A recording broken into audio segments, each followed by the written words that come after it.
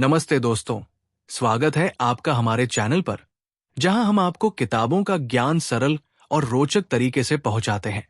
आज हम आपके लिए लेकर आए हैं एक ऐसी किताब की कहानी जिसने लाखों लोगों की सोच और जिंदगी को बदल दिया है। हम बात कर रहे हैं रॉबर्ट कियोसाकी की बेस्ट सेलर किताब रिच डैड पुअर डैड की। ये किताब आपको पैसे की समझ, फाइनेंशियल एजुकेशन और अमीर बनने की मानसिकता को गहराई से समझने का मौका देती है। इसमें दो डैड्स की कहानियां हैं, एक अमीर डैड और दूसरे गरीब डैड। दोनों के विचार और फैसले किस तरह से उनकी आर्थिक स्थिति को प्रभावित करते हैं, यही इस किताब का मुख्य संदेश है। इस वीडियो में हम आपको रिच डैड पुअर डैड के 6 सबक, सबसे जरूरी सिद्धांत और प्रेरणादायक कहानियों को हिंदी में सरल शब्दों में समझाने जा रहे हैं। अगर आप अपनी आर्थिक जिंदगी को बेहतर बनाना चाहते हैं, तो ये वीडियो आपके लिए एक गाइड की तरह काम करेगा। इसमें आप जानेंगे कि पैसा आपके लिए कैसे काम कर सकता है, संपत्ति और कर्ज में फर्क क्या होता है, क्यों फाइनेंशियल एजुकेशन आपके स्कूल के सिलेबस से ज्यादा जरूरी है और अमीर लोग अपनी सोच से कैसे अमीर बनते हैं। यदि आपको वीडियो पसंद आए तो इसे लाइक और शेयर करें और हमारे चैनल को सब्सक्राइब करना ना भूलें, क्योंकि हमारा लक्ष्य है कि हम आपको वो ज्ञान दें जो आपकी जिंदगी को एक नई दिशा दे सके।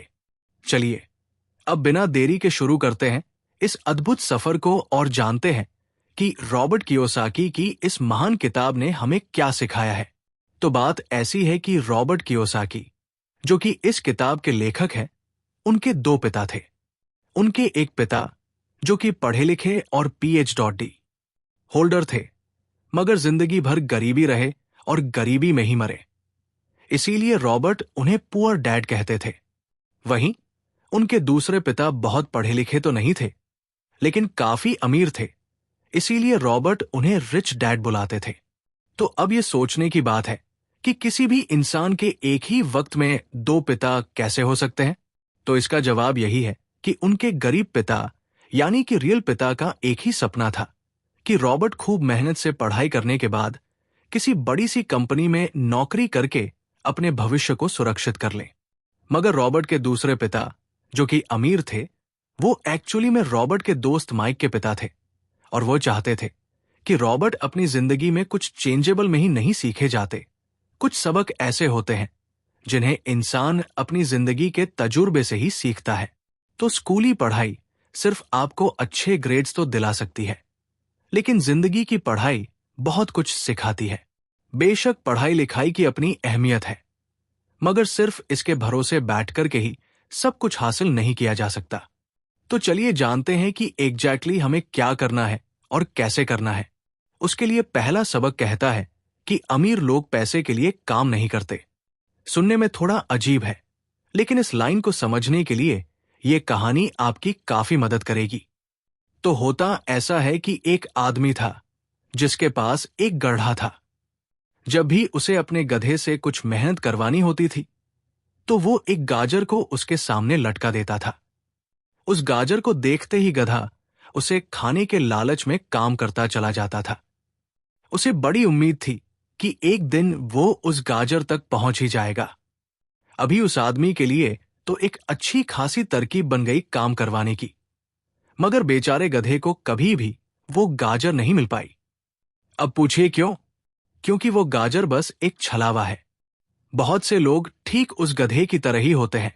वो मेहनत पर मेहनत किए चले जाते हैं, इस उम्मीद में कि एक दिन वो अमीर बन जाएंगे, मगर पैसा उनके लिए महज एक सपना बनकर रह जाता है। इस सपने के पीछे भागने से आप उस तक कभी नहीं पहुंच सकते। तो पैसे के लिए काम करने की बजाय पैसे को अपने लिए काम करने दीजिए। जब आप अमीर बनना चाहते हैं, तो सिर्फ पैसे कमाने के लिए काम ना करें, क्योंकि जिस तरीके से हम अमीर बनने की राह में कदम बढ़ाते हैं, हमारा डर और लालच हम पर हावी होने लगता है कि कहीं हम गरीब के गरीब ही ना रह जाएं। बस इसी डर से हम और ज्यादा मेहनत करने में जुट जाते हैं। फिर हमारा लालच हम पर हावी होने लगता है।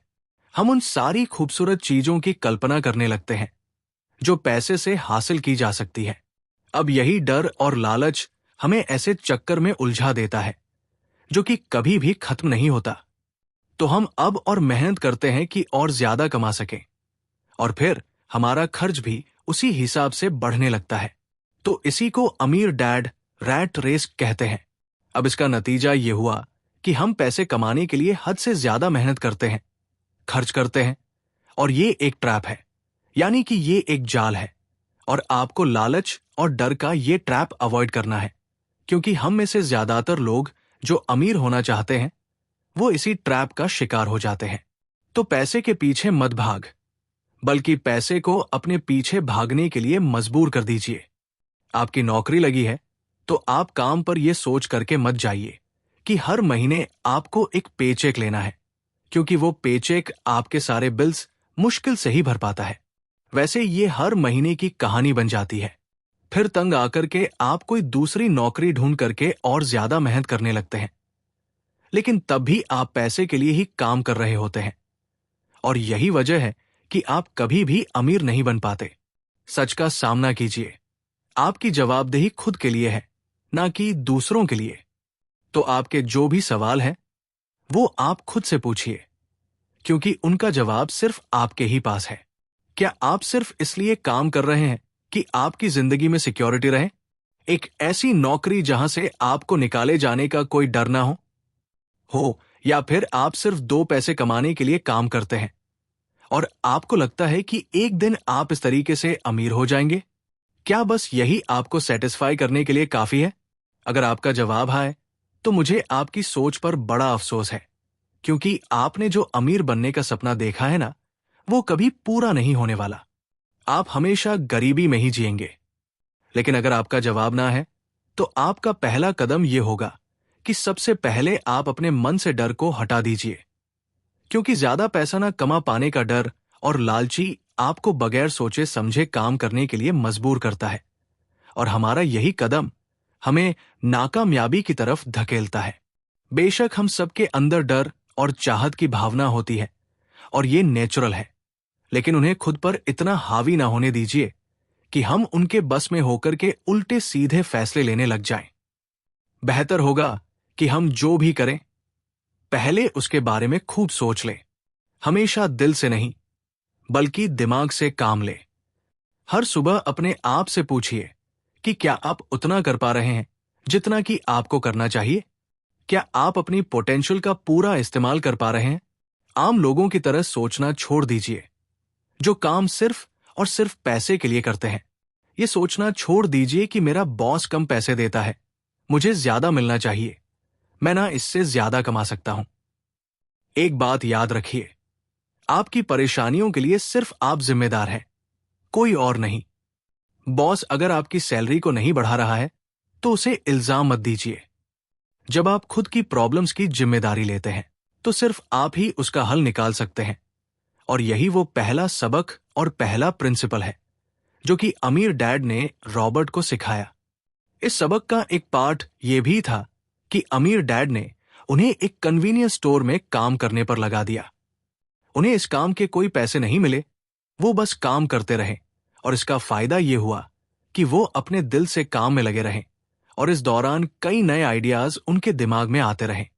पैसे को अपने पीछे कैसे भगाया जाए, इस बारे में उन्हें कई विचार मिले। उन्होंने देखा कि उस स्टोर की क्लर्क कॉमिक्स बुक के फ्रंट पेज को 2 हिस्सों में फाड़ देती थी। आधा हिस्सा वो रख लेती और आधा हिस्सा फेंक देती थी। तो देर शाम इस स्टोर में एक डिस्ट्रीब्यूटर आया करता था। वो कॉमिक्स बुक्स के ऊपरी आधे हिस्से को क्रेडिट के लिए लेता, पर बदले में नई कॉमिक्स बुक्स दे जाया करता।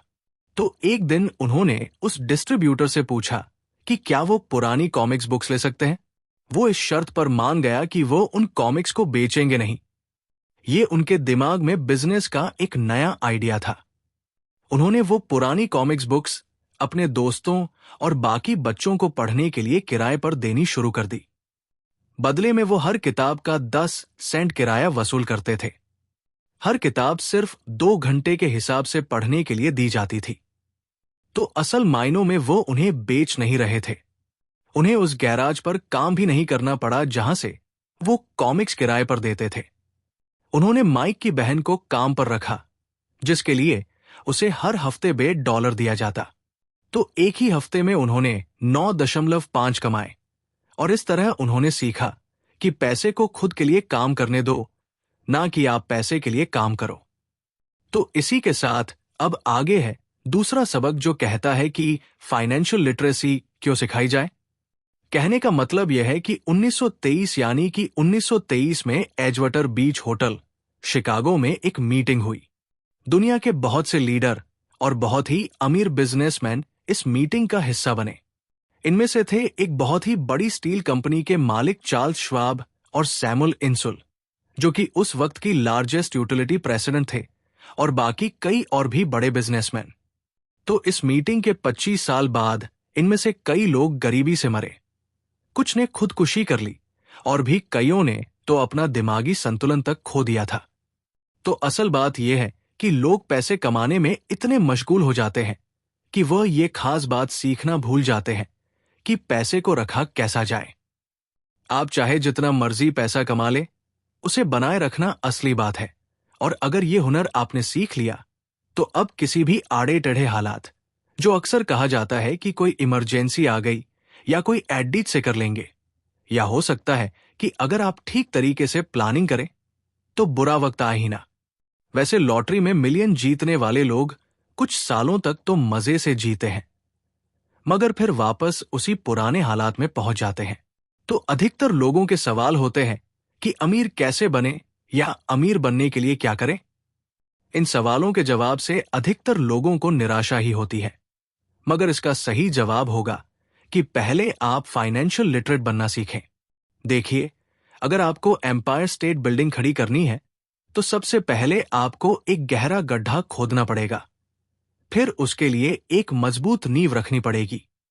लेकिन अगर आपको एक छोटा सा घर बनाना हो, तो एक 6 इंच कंक्रीट स्लैब डालकर के भी आपका काम चल जाएगा। मगर अफसोस तो इसी बात का है कि हम में से ज्यादातर लोग 6 इंच स्लैब पर एक एम्पायर स्टेट बिल्डिंग खड़ी करना चाहते हैं, और वो ऐसा करते भी हैं। तो जाहिर सी बात है कि बिल्डिंग टूटेगी ही टूटेगी। गरीब डैड रॉबर्ट से बस यही चाहते थे कि वो खूब पढ़ाई करें, लेकिन अमीर डैड उसे फाइनेंशियली लिटरेट बनाना चाहते थे। ज्यादातर स्कूल सिस्टम बस घर बनाना सिखाते हैं, मजबूत फाउंडेशन नहीं। स्कूली शिक्षा और पढ़ाई की अपनी अहमियत है, मगर असल जिंदगी में यही सब कुछ नहीं है। और इसी के साथ आगे है तीसरा सबक, जो कि कहता है कि लायबिलिटीज और एसेट्स के बीच में फर्क समझे और हमेशा एसेट्स खरीदे। वैसे सुनने में ये बड़ी आसान सी बात लगती है ना, लेकिन यही एक नियम है जो आपको अमीर बनाने में मदद करेगा। अक्सर गरीब और मिडिल क्लास लोग लायबिलिटीज को, यानी कि जिम्मेदारियों को एसेट समझ लेते हैं, यानी कि अपनी संपत्ति समझ लेते हैं। मगर अमीर जानता है कि असल में एसेट्स होते क्या है, और वो वही खरीदता है। अमीर डैड किस यानी कि KISS किस प्रिंसिपल में यकीन रखते हैं, जिसका मतलब है कीप इट सिंपल स्टूपिड। उन्होंने लेखक और उसके दोस्त माइक को यही सिंपल बात सिखाई, जिसकी बदौलत वो इतनी मजबूत फाउंडेशन रखने में कामयाब रहे। इसी की यही सिंपल बात है कि लायबिलिटीज यानी कि अपनी जिम्मेदारियों और एसेट्स यानी कि संपत्ति के बीच में फर्क को समझे और एसेट्स खरीदे। लेकिन अगर ये इतना ही सिंपल है तो हर आदमी अमीर होता है ना। मगर यहां पर मामला उल्टा है। ये एक्चुअली में इतना सिंपल है कि हर कोई इस बारे में सोचता तक नहीं है। लोगों को लगता है कि उन्हें लायबिलिटीज और एसेट्स के बीच में फर्क पता है, मगर उन्हें सिर्फ लिटरेसी के बारे में मालूम है, फाइनेंशियल लिटरेसी के बारे में नहीं। मतलब ये कि इनकम स्टेटमेंट को प्रॉफिट और लॉस का स्टेटमेंट मानकर चलना चाहिए। इसका सिंपल सा मतलब है कि इनकम यानी कि आपके पास कितना पैसा आया, और एक्सपेंस यानी कि आपके पास से कितना पैसा खर्च हुआ। बैलेंस शीट एसेट्स और लायबिलिटीज के बीच बैलेंस बताती है। बहुत से पढ़े लिखे अकाउंटेंट को भी ये पता नहीं होता है कि आखिर बैलेंस शीट और इनकम स्टेटमेंट कैसे एक दूसरे से जुड़े हैं। और अगर हम इस बात को समझना चाहें, तो एसेट्स वो चीजें होती हैं जो आपके लिए पैसे कमाने का काम करती है। मान लीजिए आप कोई घर खरीद करके उसे किराए पर देते हैं, तो उसी किराए से आप वो लोन भी चुका सकते हैं जो आपने घर खरीदने के लिए लिया था। अब घर भी आपका हुआ और उससे मिलने वाला किराया भी। इसके उलट लायबिलिटीज आपकी जेब से पैसे खर्च करवाती है। जैसे कि घर खरीद करके उसमें रहने से आपको कोई किराया नहीं मिलने वाला। तो अब आप समझ गए होंगे कि अगर अमीर बनना है तो एसेट्स खरीदिए और गरीब ही रहना है तो लायबिलिटीज। अमीर लोगों के पास ज्यादा पैसा इसलिए होता है कि वो इसके .ISS keep it simple stupid principle पर यकीन करते हैं। वही दूसरी तरफ गरीब लोग इस प्रिंसिपल को ठीक से समझ ही नहीं पाते। इसीलिए इस बात पर जोर दिया जा रहा है कि सिर्फ लिटरेट नहीं बल्कि फाइनेंशियल लिटरेट बनिए। सिर्फ नंबर से कुछ नहीं होता, फर्क तो तब पड़ता है जब आप अपनी कहानी खुद लिखें।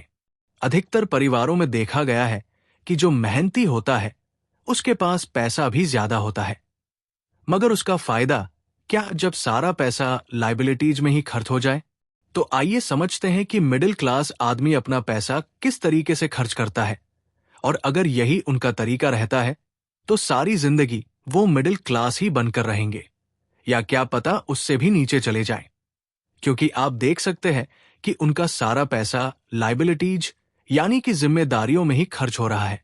कभी मोदगज, कभी रेंट, कभी car loan, house loan, credit card का बिल, फीस, बिजली का बिल और भी ना जाने क्या क्या।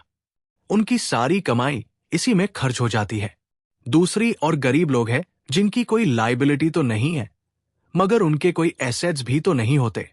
वो भी पैसा कमाते हैं, सैलरी पाते हैं, मगर हर रोज के खर्चों में उनका सारा पैसा उड़ जाता है।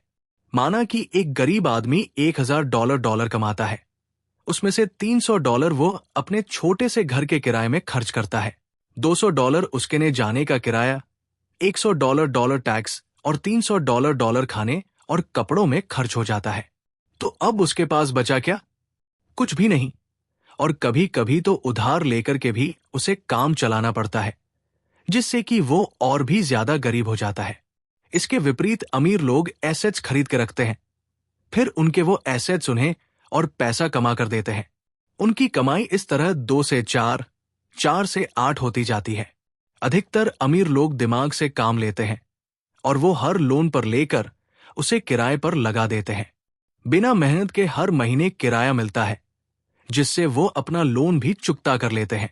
इसे कुछ यूं समझते हैं आप।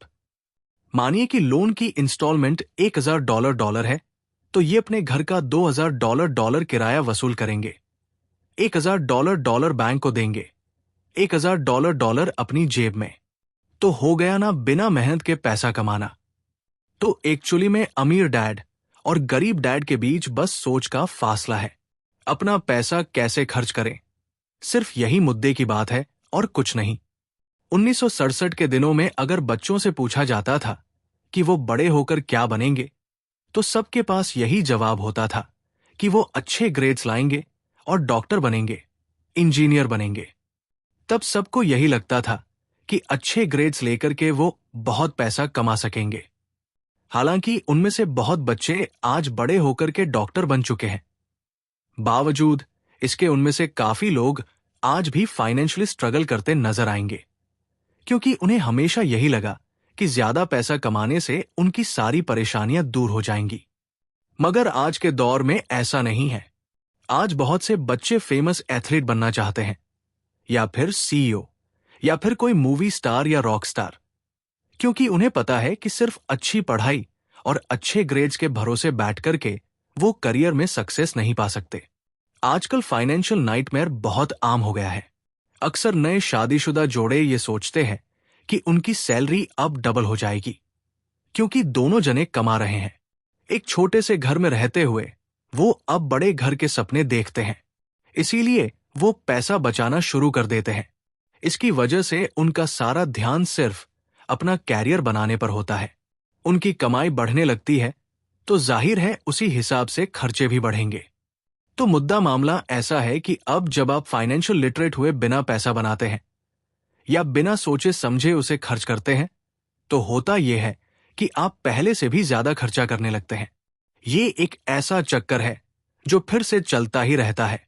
नई जोड़े ने अब इतना पैसा कमा लिया है कि वो एक बड़ा घर खरीद सके। उन्हें तो यही लगेगा कि वो अब थोड़े अमीर हो गए हैं, मगर असलियत तो ये है कि बड़े घर के साथ उन्होंने नई लाइबिलिटीज भी खरीद ली है। उनके कैश फ्लो में अब प्रॉपर्टी टैक्स का खर्च बढ़ गया है। अब उन्हें एक नई गाड़ी भी चाहिए, फर्नीचर भी चाहिए, सब कुछ नया। उनकी लाइबिलिटीज बढ़ती ही चली जा रही है और ज्यादातर होता यही है कि इनकम के साथ साथ खर्चे भी बढ़ने लगते हैं। फिर एक दिन अचानक इस सच्चाई का खुलासा होता है, मगर तब तक हम इस रैट रेस में बुरे तरीके से फंस चुके होते हैं। फिर ऐसे ही लोग हमारे लेखक रॉबर्ट के पास आकर के पूछते हैं कि अमीर कैसे बना जाए। अब यही सवाल तो मुसीबत की जड़ है, क्योंकि सबको लगता है कि पैसा ही हर चीज का इलाज है। ये मानना ही एक बड़ी गलती है। उनकी समस्या ये नहीं है कि वो ज्यादा पैसा नहीं कमा रहे, बल्कि ये है कि जो कुछ उनके पास है उसे हैंडल कैसे करें। वैसे एक कहावत है जो यहां पर लागू होती है, जब तुम खुद को एक गहरे गड्ढे में पाओ तो और खोदना छोड़ दो। क्योंकि ज्यादातर लोग पब्लिक स्पीकिंग से घबराते हैं। मनोचिकित्सक यानी कि साइकेट्रिस्ट का मानना है कि लोग इसलिए घबराते हैं क्योंकि उन्हें रिजेक्शन का डर होता है, औरों से अलग होने का डर होता है। लोग हमारे बारे में क्या सोचेंगे या हम पर कहीं हंसेंगे तो नहीं। बस यही सोचकर ज्यादातर लोग पब्लिक स्पीकिंग से दूर भागते हैं। वो वही करना पसंद करते हैं जो सब कर रहे होते हैं। ऐसे लोग खुद को भीड़ का हिस्सा बना करके संतुष्ट हो जाते हैं। आपका घर आपका सबसे बड़ा एसेट है। लोन लीजिए। अरे, अब तो प्रमोशन हो गया है, अब तो सैलरी बढ़ गई है, तो नया घर तो ले ही लो। यही सब बातें ना हम लोगों से सुनते आ रहे हैं, और फिर हम भी ना उसी रास्ते पर चल पड़ते हैं, क्योंकि जो सब कर रहे हैं वो जरूर से सही ही होगा। भाई, इतने सारे लोग मिलकर के कोई गलती तो नहीं कर सकते ना, ऐसा हम सोचते हैं, राइट? मगर नहीं, ऐसा बिल्कुल भी नहीं है। अमीर डैड ने कहा था कि जापानीज लोग 3 चीजों की ताकत जानते थे: तलवार, कीमती जवाहरात और शीशा। तलवार बाजुओं की ताकत का प्रतीक है, कीमती जवाहरात पैसे की ताकत का, और शीशा खुद के अंदर छुपी हुई ताकत को दिखाता है। और वही हमारी सबसे बड़ी ताकत है। जब आप खुद को जानते हैं, शीशे के सामने अगर आप खुद से सवाल पूछ सकते हैं कि मैं सही हूं या मुझे भी भीड़ का हिस्सा बनकर रहना चाहिए, तो जो जवाब आपको मिलेगा बस वही आपकी असली ताकत है। तो गरीब और मिडिल क्लास खुद को पैसे का गुलाम बनने देते हैं, इसीलिए वो कभी भी अमीर नहीं बन पाते। 16 साल के रॉबर्ट और माइक अमीर डैड के साथ हर उस मीटिंग में जाया करते थे जो वो अपने अकाउंटेंट, मैनेजर्स, इन्वेस्टर और एम्प्लॉयज के साथ रखा करते। यहां एक ऐसे अमीर डैड देखने को मिलते हैं जो पढ़े लिखे नहीं हैं, जिन्होंने 13 साल में ही स्कूल छोड़ दिया था, मगर आज वो मीटिंग कर सकते हैं और अपने नीचे काम करने वाले पढ़े लिखे लोगों को ऑर्डर देते हैं, उन्हें बिजनेस के टिप्स समझाते हैं। एक ऐसा इंसान जो भीड़ का हिस्सा नहीं बना, जिसने रिस्क लिया और जिसने लोगों की परवाह नहीं की, जिसे ये डर नहीं था कि लोग उसके बारे में क्या सोचेंगे। इन मीटिंग्स का नतीजा ये हुआ कि लेखक और उनका दोस्त दोनों स्कूली पढ़ाई में मन नहीं लगा पाए। जब ही उनकी टीचर कोई काम देती थी, उन्हें रूल्स के हिसाब से करना होता था, तो उन्हें एहसास हुआ कि स्कूली पढ़ाई किस तरीके से बच्चों की प्रतिभा को निखरने नहीं देती, उसे दबा देती है। उनकी क्रिएटिविटी को मारकर उन्हें एक साँचे में डालकर इस समाज का एक मशीनी हिस्सा भर बना देती है। और उन्हें टीचर की इस बात से भी इंकार था कि अच्छे ग्रेड्स लाकर के ही सक्सेसफुल और अमीर बना जा सकता है। वैसे एक दिन रॉबर्ट की अपने गरीब डैड से बहस हो गई। उनके पिता का मानना था कि उनका घर उनके लिए सबसे बेस्ट इन्वेस्टमेंट है, मगर वो एक रेड रेस में भाग रहे थे। उनकी इनकम और खर्चे बराबर ही थे। उन्हें पूरा करने के लिए उनके पास एक पल की भी फुर्सत नहीं थी। यही बात रॉबर्ट उन्हें समझाना चाह रहे थे कि उनके पिता के लिए वो घर एसेट नहीं बल्कि लाइबिलिटी है। घर पर उनके पैसे खर्च हो रहे थे, बदले में मिल कुछ नहीं रहा था। ये बात उनके गरीब डैड नहीं समझ पा रहे थे। तो बस यही फर्क था गरीब और अमीर डैड के बीच में। खैर, उनकी बहस तो चलती रही। उन्होंने अपने गरीब पिता को बताया कि अधिकतर लोगों की जिंदगी लोन चुकाने में ही निकल जाती है। जिस घर को वो खरीदते हैं उसके लिए वो 30 साल तक लोन भरते हैं, फिर एक और बड़ा घर लेते हैं और अपना लोन रिन्यू कराते हैं। अब घर की कीमत भी उसी हिसाब से बढ़ेगी या नहीं, ये निर्भर करता है। कुछ लोग ऐसे भी हैं जिन्होंने घर खरीदने के लिए एक बड़ी रकम ली थी। जितनी घर की कीमत नहीं थी, उससे ज्यादा कर्ज उनके सर पर चढ़ गया। इसका सबसे बड़ा नुकसान लोगों को यह होता है कि वो बाकी जगह इन्वेस्टमेंट नहीं कर पाते, क्योंकि उनका सारा पैसा उस घर पर लगा है। उन्हें कभी इन्वेस्टमेंट करने का मौका ही नहीं मिल पाता और ना ही वो इस बारे में कुछ सीख पाते हैं, और इसी तरीके से कई एसेट्स उनके हाथों से निकल जाते हैं। अगर इसके बदले लोग सिर्फ एसेट्स पर ध्यान दें तो उनका फ्यूचर कहीं ज्यादा बेहतर हो सकता है। अब उदाहरण के लिए रॉबर्ट की पत्नी के पेरेंट्स एक बड़े से घर में शिफ्ट हो गए। उनका सोचना था कि अपने लिए बड़ा और नया घर लेना एक सही फैसला है, क्योंकि बाकियों की तरह उन्हें भी घर लेना एक एसेट्स लगता था। अगर वो ये जानकर के हैरान रह गए कि उस घर का प्रॉपर्टी टैक्स $1000 था। ये उनके लिए बहुत ही बड़ी कीमत थी, और क्योंकि वो रिटायर हो चुके थे तो इतना पैसा टैक्स के रूप में भरना उनके रिटायरमेंट बजट के बाहर था। बेशक हम ये नहीं कह रहे कि आप एक नया घर ना लें, बल्कि हम समझाना चाहते हैं कि जितने पैसे से आप एक बड़ा घर लेंगे, उतने पैसे आप किसी एसेट में इन्वेस्ट करें तो बेहतर होगा। आपका एसेट आपके लिए कमाई करेगा और कुछ ही समय के बाद आपके पास इतना पैसा होगा कि आप आसानी से मनपसंद घर ले पाएंगे, और वो भी बिना किसी लोन के। तो अब सवाल यह है कि अमीर और ज्यादा अमीर क्यों होते रहते हैं, वही मिडिल क्लास आगे क्यों नहीं बढ़ पाते? इसके पीछे भी ना एक वजह है, और कारण एकदम सिंपल है। अमीर एसेट खरीदते हैं जो कि उनका पैसा दुगना करता रहता है। उस पैसे से उनके सारे खर्चे मजे में निपट जाते हैं। और मिडिल क्लास क्या करते हैं? वो तो बस महीने की एक तारीख का इंतजार करते हैं। जब उनकी सैलरी आई तो सारी की सारी सैलरी तो खर्चों को पूरा करने में खत्म हो जाती है, तो इन्वेस्टमेंट कहां से होगा? और फिर जब सैलरी बढ़ती है तो उस पर टैक्स भी बढ़ जाता है, और उसी हिसाब से बाकी खर्चे भी, और फिर अंत में ही राइट रेस चलती रहती है। कहने का मतलब यह है कि एक कर्ज में डूबा समाज जहां पर हम रहते हैं, मतलब ये कि अपने घर को एसेट समझना ही वो रीजन है जो कि हमें कर्ज के बोझ तले दबाती है। आज यही अधिकतर लोगों की सोच है। अगर सैलरी बढ़ी है तो लोग सोचते हैं कि अब वो बड़ा सा घर ले सकते हैं, क्योंकि उन्हें ये अपने पैसे का सही इस्तेमाल लगता है। इसके बदले अगर वो पैसा सही जगह लगाया जाए तो उनकी जिंदगी हमेशा के लिए बदल सकती है। लेकिन ऐसा हो नहीं पाता, क्योंकि उनका सारा वक्त हाड़ तोड़ मेहनत करने में चला जाता है। अपनी नौकरी को सेफ जोन समझ करके वे उससे अलग कुछ सोच ही नहीं पाते, और साथ ही उन पर कर्ज का इतना बोझ होता है कि वो नौकरी छोड़ने का रिस्क ले ही नहीं सकते। अब जरा खुद से सवाल कीजिए कि आज आप नौकरी छोड़कर बैठ जाते हैं तो कितने दिन आपका गुजारा चलेगा? क्योंकि अगर आप फाइनेंशियली लिटरेट नहीं हैं, अगर आपने सारी उम्र सिर्फ सैलरी के भरोसे ही काटी है और एसेट्स के बदले आपने लायबिलिटीज पान ली है, तो यकीनन आपकी जिंदगी बहुत ही कड़ी चुनौती है। सिर्फ नेटवर्थ के भरोसे आपका काम नहीं चल सकता। नेटवर्थ बताता है कि आपके पास वाकई में कितना पैसा है, चाहे वो गैराज में पड़ी पुरानी कार के रूप में ही क्यों ना हो। अब भले ही वो कार कुछ काम की ना हो, जबकि वेल्थ का मतलब है कि आपके पास जो पैसा है उससे आप कितना और पैसा कमा रहे हैं। जैसे कि मान लीजिए कि आपके पास कोई एसेट है जिससे हर महीने मुझे $3000 की कमाई हो जाती है और हर महीने आपके $6000 खर्च होते हैं, तो मैं सिर्फ आधे महीने ही अपना गुजारा कर पाऊंगी। तो सलूशन ये होगा कि अपने एसेट से मिलने वाले पैसे को आप बढ़ा दें। जब वो $6000 आपको मिलने लगेगा तो आप रातों रात अमीर नहीं हो जाएंगे, मगर इस तरह आप वेल्थी होने लगेंगे। अब अगर आप अचानक नौकरी छोड़ते भी हैं तो आपके एसेट्स आपका सारा खर्च कवर कर लेंगे। अब वेल्थी तभी बन पाएंगे जब आपके खर्च आपके एसेट्स की ग्रोथ से कम रहें।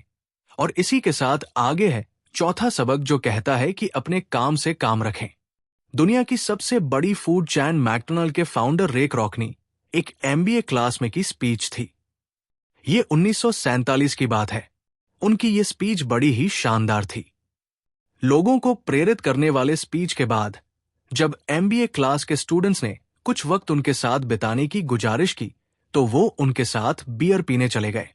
बातों बातों में रेने अचानक एक सवाल किया कि क्या आप लोग जानते हैं कि मैं किस बिजनेस में हूं? अब ये बात तो सबको मालूम थी कि वो हैमबर्गर बेचते थे। इस बात पर वो हंसने लगे और बोले कि उनका असल बिजनेस तो रियल एस्टेट है, क्योंकि मैकडोनाल्ड के लिए हर लोकेशन का चुनाव सोच समझ कर किया जाता है। जहां उसकी फ्रेंचाइजी है वो जमीन भी साथ ही बेची जाती है। तो इसका सीधा सा मतलब है कि मैकडोनाल्ड की फ्रेंचाइजी वाले को वो जमीन भी खरीदनी पड़ती थी। तो इस तरीके से ये एक रियल एस्टेट बिजनेस भी हुआ। यही सबक अमीर डैन ने रॉबर्ट को सिखाया कि अक्सर लोग खुद के लिए छोड़ करके बाकी सबके लिए काम करते हैं। वो टैक्स पे करके गवर्नमेंट के लिए काम करते हैं। वो उस कंपनी के लिए काम करते हैं जहां वो नौकरी करते हैं, बैंक का मोटेज देकर उसके लिए काम करते हैं। और ये सब इसलिए क्योंकि हमारा एजुकेशन सिस्टम ही ऐसा है। स्कूल हमें एम्प्लॉय बनना सिखाता है, ना कि एम्प्लॉयर। जो आप पढ़ते हैं वही आप बनते हैं। अगर आपने साइंस पढ़ी है तो डॉक्टर, मैथमेटिक्स पढ़ी है तो इंजीनियर, मतलब जो भी आपने पढ़ा है वो आप बने।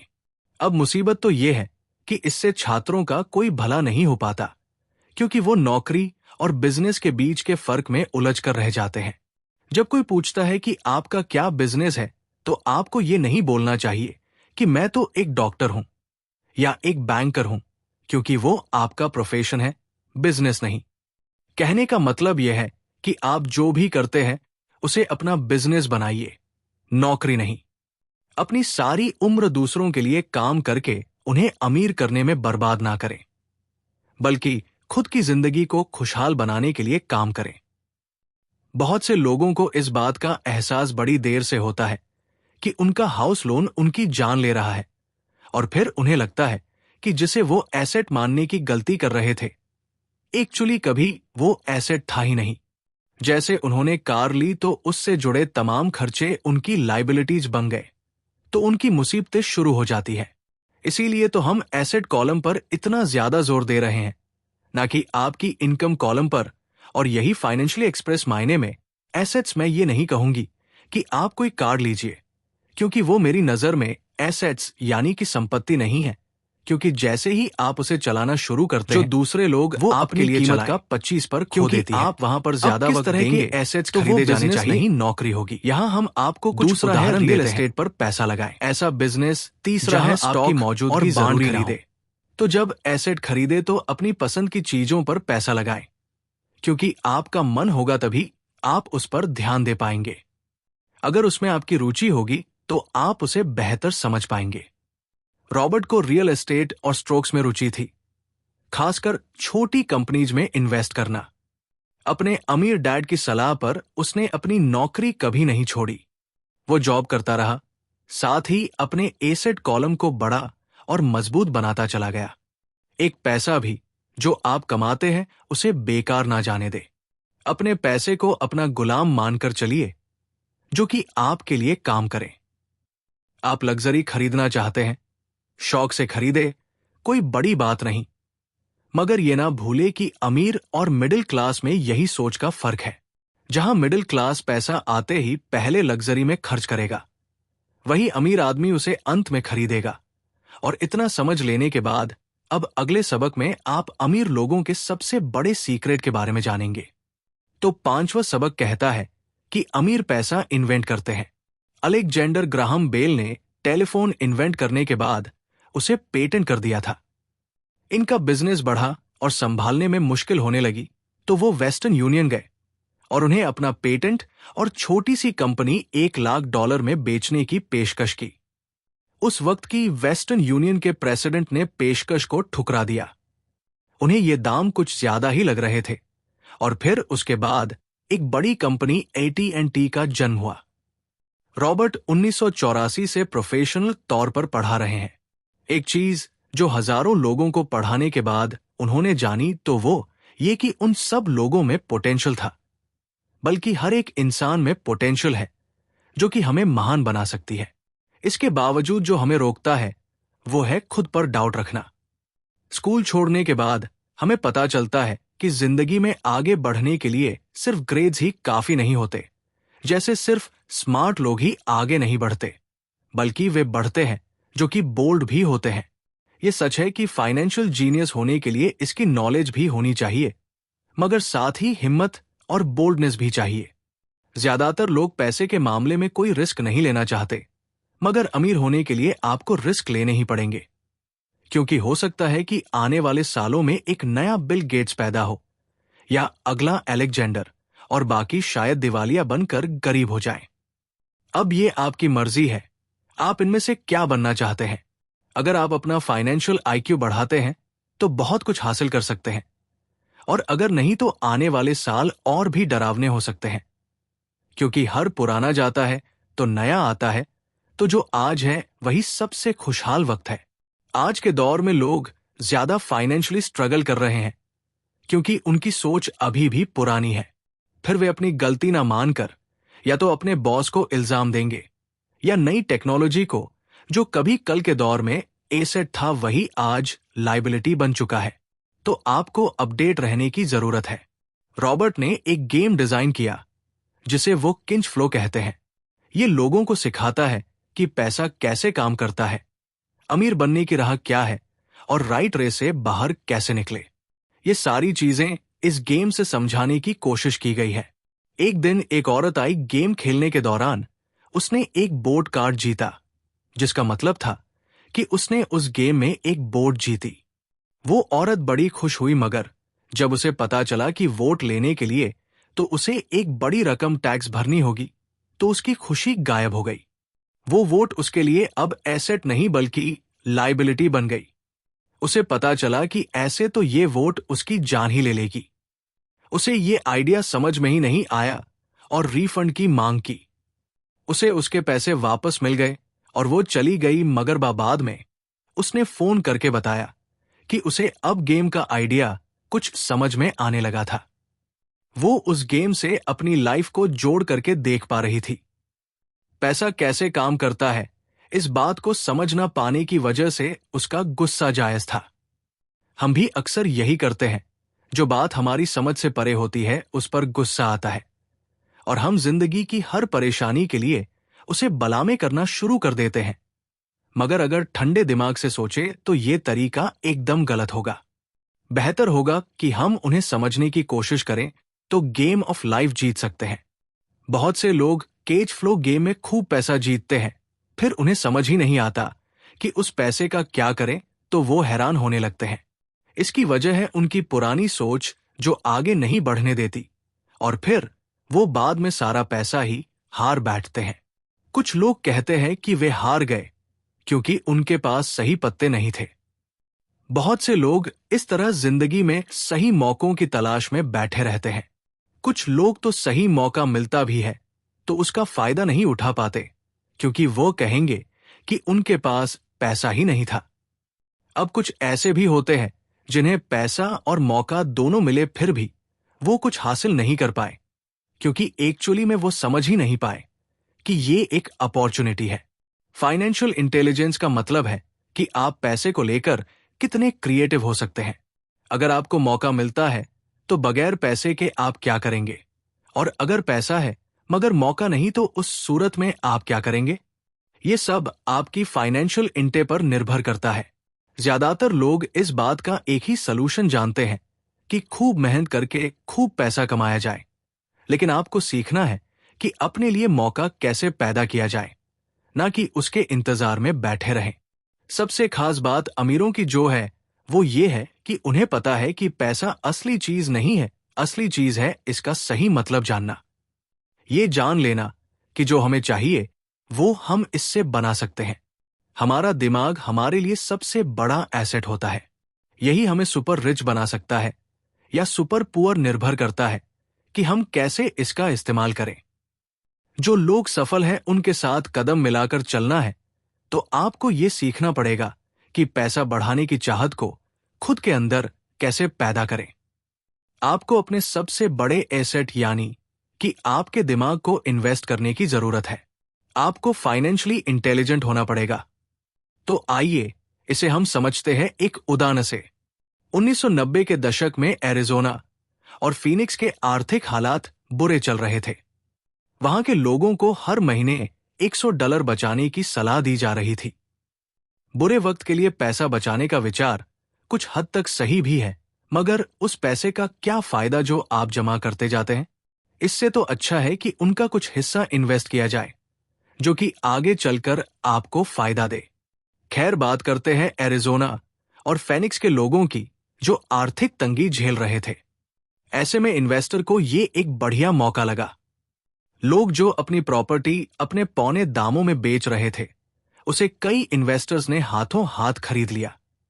रॉबर्ट ने भी $75,000 की कीमत वाला एक घर सिर्फ $20,000 में खरीद लिया।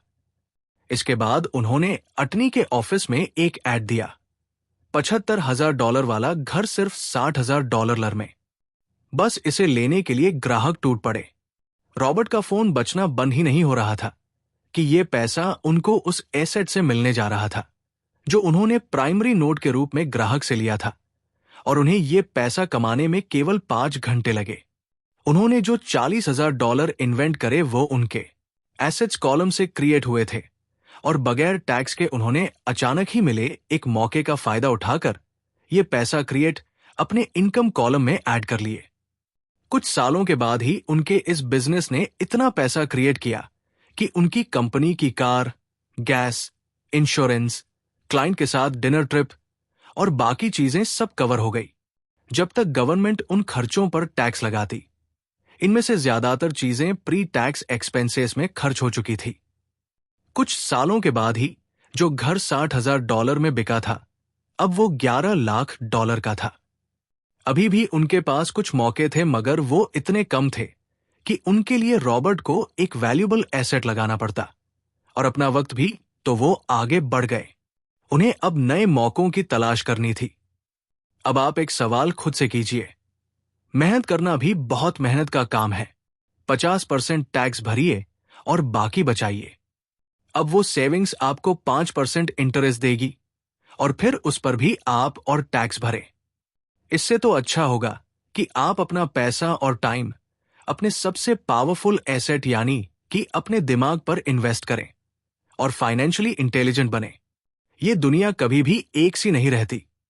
जो आज या कल नहीं होगा, कभी मंदी तो कभी तेजी का द्वार चलता रहेगा। वक्त के साथ टेक्नोलॉजी और भी बेहतर होती जाएगी। आज मार्केट ऊपर है तो कल नीचे होगा। खासकर स्टॉक मार्केट तो हर रोज बदलता है, मगर इससे आपको क्या फर्क पड़ेगा अगर आप फाइनेंशियली इंटेलिजेंट है तो? क्योंकि आप तो हर हालात के लिए तैयार रहेंगे। आपको जिंदगी में बेशुमार मौके मिलेंगे जहां पर आप अपनी फाइनेंशियल इंटेलिजेंस का फायदा उठा सकते हैं। जरूरत है तो बस उन मौकों को लपकने की। अमूमन हम 2 तरह के इन्वेस्टर देख सकते हैं। पहले वह जो पैकेज इन्वेस्टमेंट खरीदते हैं जैसे म्यूचुअल फंड, और दूसरे वह जो खुद से इन्वेस्टमेंट बनाते हैं। पहले वाले सुरक्षित तो होते हैं, मगर उनमें ज्यादा रिटर्न की उम्मीद नहीं होती। दूसरे वाले रिस्की जरूर होते हैं, मगर उनमें हाई रिटर्न की पॉसिबिलिटी होती है। अमीर बनने के लिए आपको दूसरे टाइप का इन्वेस्टर बनना पड़ेगा। आपको मार्केट की समझ होनी चाहिए और रिस्क लेने की हिम्मत भी। और अब इस अद्भुत सफर का अंतिम पड़ाव यानी छठा सबक, जो कहता है, सीखने के लिए काम करें, पैसे के लिए नहीं। रॉबर्ट कियोसाकी अपने शुरुआती करियर के अनुभवों को साझा करते हुए बताते हैं कि उन्होंने कई ऐसी नौकरियां की जिनमें उन्हें कम पैसे मिलते थे, लेकिन उनसे उन्हें बहुमूल्य कौशल सीखने को मिला। उन्होंने जेरोक्स में सेल्समैन के तौर पर काम किया, जबकि उन्हें सेल्स में बिल्कुल भी रुचि नहीं थी। लेकिन उन्होंने ये नौकरी सिर्फ इसलिए की ताकि वो रिजेक्शन को हैंडल करना और लोगों से बात करना सीख सकें, जो कि बिजनेस में सफलता के लिए बहुत जरूरी कौशल है। अमीर डैड हमेशा रॉबर्ट और माइक को सलाह देते थे कि वे ऐसी नौकरियां चुनें जो उन्हें नई चीजें सिखाएं, चाहे वो सेल्स हो, मार्केटिंग हो, मैनेजमेंट हो या कम्युनिकेशन स्किल्स हो। उनका मानना था कि ये व्यावहारिक ज्ञान लंबे समय में पैसे से कहीं ज्यादा महत्वपूर्ण है। गरीब डैड हमेशा अच्छी सैलरी और सिक्योरिटी वाली नौकरी ढूंढने की सलाह देते थे, जबकि अमीर डैड सीखने और विकास पर जोर देते थे। कियोसाकी बताते हैं कि जब आप अपना करियर शुरू कर रहे हो तो आपको ये सोचना चाहिए कि आप क्या सीखना चाहते हैं, न कि आप कितना पैसा कमाएंगे। शुरुआती दौर में कम सैलरी वाली नौकरी भी आपको ऐसे अनुभव और कौशल दे सकती है जो भविष्य में आपकी वित्तीय सफलता की नींव रखेंगे। अमीर लोग जानते हैं कि असली संपत्ति आपका ज्ञान और आपकी क्षमताएं हैं। इस सबक का सार यह है कि शुरुआत में पैसे के पीछे भागने के बजाय ज्ञान और कौशल हासिल करने पर ध्यान केंद्रित करें। ये ज्ञान और कौशल ही आपको भविष्य में अमीर बनने और वित्तीय स्वतंत्रता प्राप्त करने में मदद करेंगे। तो दोस्तों, ये थे रॉबर्ट कियोसाकी की महान पुस्तक रिच डैड पुअर डैड के 6 सबसे महत्वपूर्ण सबक। हमने देखा कि ये किताब हमें पैसे के बारे में एक नई सोच देती है, वित्तीय साक्षरता के महत्व को समझाती है और अमीर बनने के लिए एक अलग दृष्टिकोण प्रदान करती है। याद रखिए, वित्तीय सफलता सिर्फ ज्यादा पैसा कमाने के बारे में नहीं है, बल्कि ये इस बारे में है कि आप उस पैसे को कैसे प्रबंधित करते हैं, अपनी संपत्ति कैसे बनाते हैं और पैसे को अपने लिए कैसे काम करवाते हैं।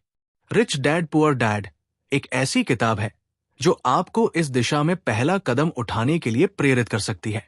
उम्मीद है कि आपको ये वीडियो पसंद आया होगा और इससे आपको कुछ नया सीखने को मिला होगा। अगर आपके कोई सवाल या विचार है तो नीचे कमेंट सेक्शन में जरूर बताएं। और अगर आपको ये वीडियो ज्ञानवर्धक लगा हो तो इसे लाइक और शेयर करना ना भूलें। हमारे चैनल को सब्सक्राइब करें ताकि आपको ऐसे ही और भी प्रेरणादायक और ज्ञानवर्धक वीडियो मिलते रहें। हमारे साथ बने रहने के लिए धन्यवाद। मिलते हैं अगले वीडियो में। तब तक के लिए सीखते रहिए और आगे बढ़ते रहिए।